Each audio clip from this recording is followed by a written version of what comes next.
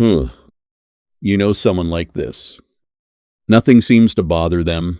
Someone cuts them off in traffic, they don't react. A friend cancels last minute, they say it's fine. Someone says something sharp, something that would make most people flinch, and they just absorb it, smile, move on. From the outside, it looks like peace. Like they figured something out that the rest of us haven't. But here's the thing nobody says out loud. That's not peace. That's something else entirely. If you're someone who never seems to get angry, who prides themselves on staying calm, on never losing their cool, on being the steady one, this video is for you. And if you love someone like that, someone who absorbs everything and never seems to break, this is for you too. Because what looks like emotional strength from the outside is often something much more complicated on the inside. By the time we're done here, you're going to understand something that most people who live this way have never been told. Something that might be the most important thing you learn about yourself this year. Let's start with what everyone gets wrong. The person who never gets angry gets treated like they've achieved something. People call them mature, easygoing, the calm one, the one you can always count on to keep it together. It becomes part of their identity, something they carry like a badge.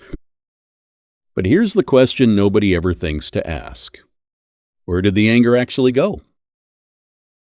Because here's what psychology has known for a long time and almost never says clearly enough.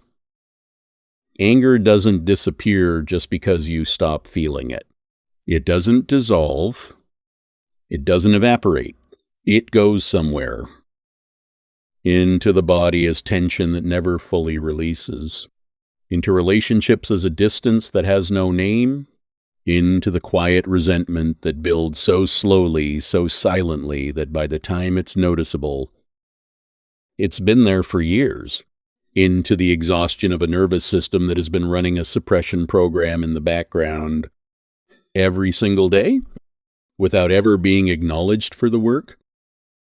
There's a difference between someone who processes anger well, who feels it, understands it, and lets it move through, and someone who has simply learned, somewhere along the way, that anger is not safe. One is emotional health, the other is emotional management. They look identical from the outside. They feel completely different from the inside. Anger is a signal. That's what it's designed to be. When a boundary is crossed, when something unjust happens, when you're treated as less than you are, your nervous system produces anger to tell you something needs to change. It's not a character flaw. It's not aggression waiting to happen. It's information, an alert, the body's way of saying, this matters. This shouldn't be happening. When that signal gets suppressed consistently, not once, not occasionally, but as a way of life, the body doesn't stop producing the signal, it just stops delivering it to the conscious mind. The feeling gets intercepted before it can be named, before it can be felt, but the physiological response still happens. The cortisol still spikes, the muscles still tighten, the nervous system still activates. The body is responding to the anger even when the mind has no idea the anger is there. This is why people who describe themselves as never angry often carry it everywhere else. In their shoulders, in the jaw that aches in the morning, in the sleep that never feels restorative no matter how many hours they get, in the headaches, in the low hum of anxiety that has no clear source.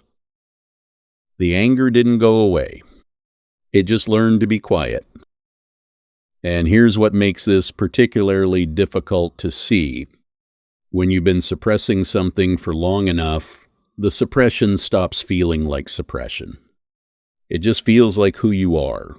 You're not someone who gets angry. That's just your personality. That's just how you're built.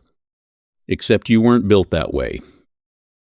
You were taught nobody is born without anger. Watch any toddler. They feel it fully, immediately, and without apology. They don't yet know that anger is something to manage. They haven't learned that some emotions are acceptable and others aren't. That lesson comes later. Maybe it came in a home where anger meant danger, where one person's anger filled the whole room and the only safe response was to go still and go quiet, where you learned very early that the best thing you could do was not add more heat to an already burning thing. Maybe it came more quietly than that. A home where anger wasn't punished. It was just never allowed. Where being upset was treated as a performance, where you were told, kindly or otherwise, to calm down, to stop overreacting, to be the bigger person, where your anger was consistently reframed as a problem to be solved rather than a feeling to be understood. Maybe it came from being told, explicitly or implicitly, that anger wasn't attractive, wasn't appropriate, wasn't who you were supposed to be, that good people don't get angry, that spiritually mature people rise above it, that strong people don't let things get to them. So you rose above it, you became the person who doesn't let things get to them, and you were praised for it, rewarded for it, told it was a strength. The problem is, what got praised was the performance of peace, not the presence of it. The nervous system learned the lesson and filed it permanently. Anger equals something bad. Anger equals unsafe. Anger equals loss of control, or loss of love, or loss of the version of you that people find acceptable. So the nervous system stopped delivering it, and everyone called you calm. Here's the part that costs something. When you suppress anger consistently, something else goes with it. Anger and aliveness share the same wiring. The same energy that produces anger also produces passion, urgency, the capacity to care deeply, the ability to feel things as mattering. When you learn to suppress one, when the system learns to intercept the signal, it doesn't do it surgically, it does it broadly. Everything in that range gets quieter. This is why people who never get angry often describe a flatness underneath the calm, a numbness that has no clear cause. They're not unhappy, exactly. They're just not quite here, going through the motions of a life that looks fine from the outside but feels muted from the inside. They don't get angry, but they also don't get excited the way they used to. They don't feel urgency about things that should feel urgent. They have trouble knowing what they actually want, because wanting something strongly enough to fight for it requires the same energy as anger, and that energy has been managed down to almost nothing. There's something else, too. Suppressed anger doesn't stay suppressed forever. It finds the cracks. It comes out sideways as sarcasm that lands sharper than intended, as a sudden, disproportionate reaction to something small that has nothing to do with what it's actually about, as the chronic, low-grade irritability that feels like being tired but isn't, as the resentment that builds quietly in relationships where you keep saying you're fine and keep meaning it less. The pressure builds, and eventually, always, it finds a way out. The calmest people in the room are sometimes the ones carrying the most.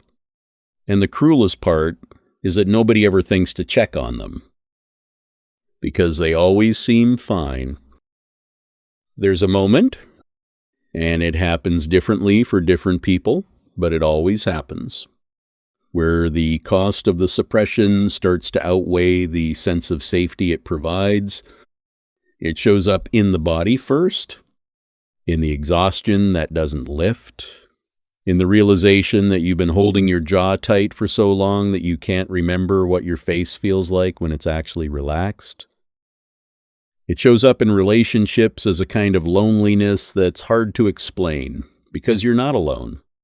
You're surrounded by people who rely on you, who see you as the steady one, but none of them actually know what's happening underneath because you've been so good at keeping the surface calm that you've accidentally made yourself unreachable. You've become someone people lean on but never have to consider, someone everyone assumes is okay, someone it never occurs to anyone to check on, because you've never given them a reason to. And here, quietly, without announcement, something shifts. Not dramatically, not in a way you could point to. You just start to wonder what it would cost to let one thing out.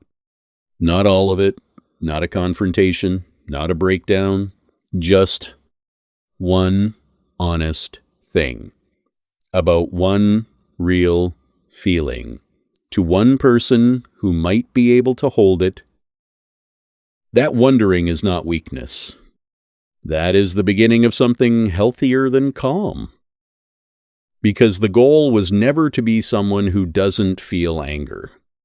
The goal, the real goal, the one that actually leads somewhere, is to be someone who feels it, understands what it's telling them, and decides what to do with it. Not someone who buried it so deep it forgot to have a voice. So if this is you, if you're the calm one, the steady one, the one who never seems to let things get to them, here's what's true. The calm was real, the steadiness was real, the ability to hold yourself together when everything around you was difficult, that was genuinely something. It kept things together when they needed to be kept together. It got you through things that might have broken other people, but it was never the whole picture. Underneath all of that composure has always been someone who feels things deeply. Someone who has had genuine reasons to be angry and learned, for genuine reasons, that it wasn't safe to be. That's not a flaw. That's a survival skill that outlived its usefulness. And here's the small, honest thing I want to leave you with. You don't have to become someone who is loud about their anger. You don't have to swing from one end to the other. You don't have to prove anything to anyone. But you are allowed to feel it. You're allowed to notice the next time something happens that should produce anger, a boundary crossed, something unjust, a moment where you're treated as less than you are. And instead of immediately managing it down, to just let it be there for a moment, to acknowledge it, to let it tell you what it came to say. Anger's been trying to protect you your whole life. It just was never allowed in the door. The calmest people you know are not always the least affected. Sometimes they're the most. They've just had more practice pretending otherwise. If this gave you language for something you've been living without words for, you know what to do. I'll see you in the next one.